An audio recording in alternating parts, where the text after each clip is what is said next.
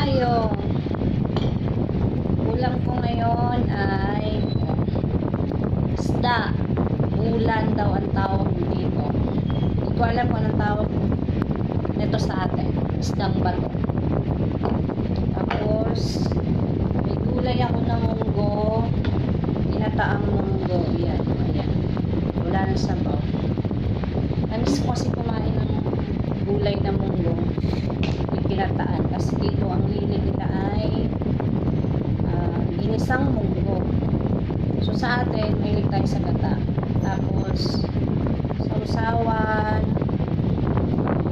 toyo, kalamansi. Pasensya na guys ha. Hindi masyado hagip sa tara, kain tayo. Hapunan.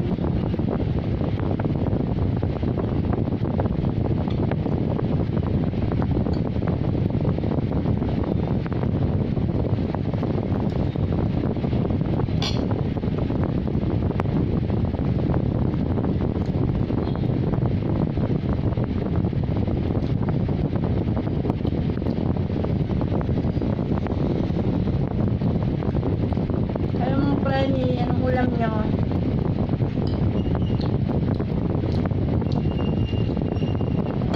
Ang pinupili lang suda na ako kay walang pambili.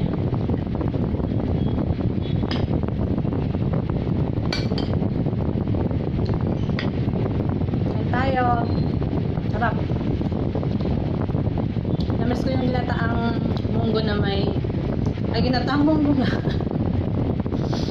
Kasi dito ang hilig nila munggo, sutanghon, ginisa. So, tinry ko magkata naman para maiba. Tapos sobrang mahal guys ng galunggong, tulingan, or kahit anong isda kasi nabumagyo.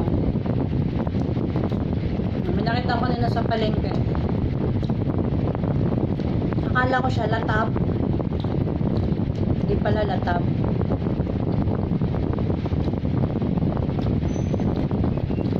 Tawag nila dito bulan. Bulan, di naman hugis bulan, di ba? Joke lang. Isda to, isda. Isdang bato daw. Pero matabang siya guys. Matabang. Hindi kagaya sa mga pinukutan na isda sa Koreas. Sobrang kalami.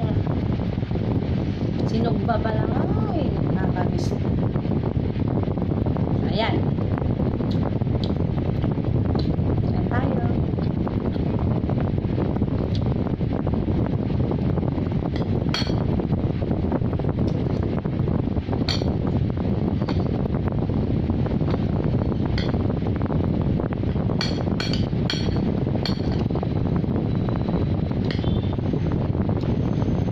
Guys, support nyo naman yung aking channel.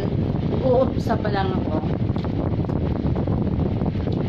May subscribe na ako. Salamat sa mga nag-subscribe.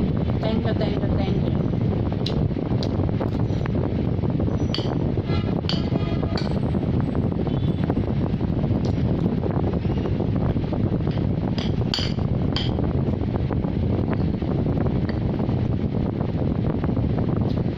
Kamukog.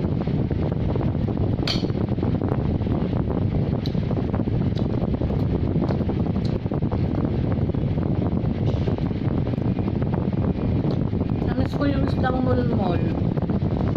Kaso wala masyado nagtitinda dito ng mga isdang bato galing sa akin.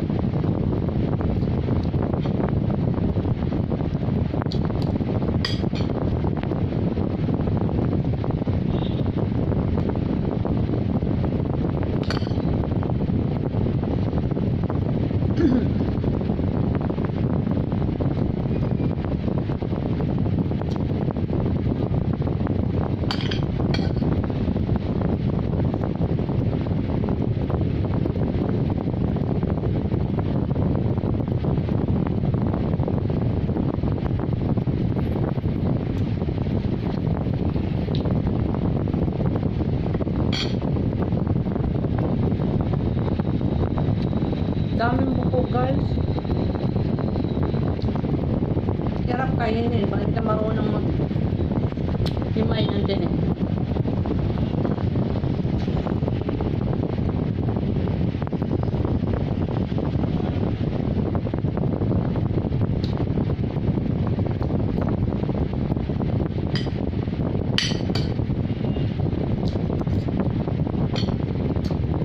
Kain muna ako guys ha. Bye bye. See you in my next mukbang. Thank you.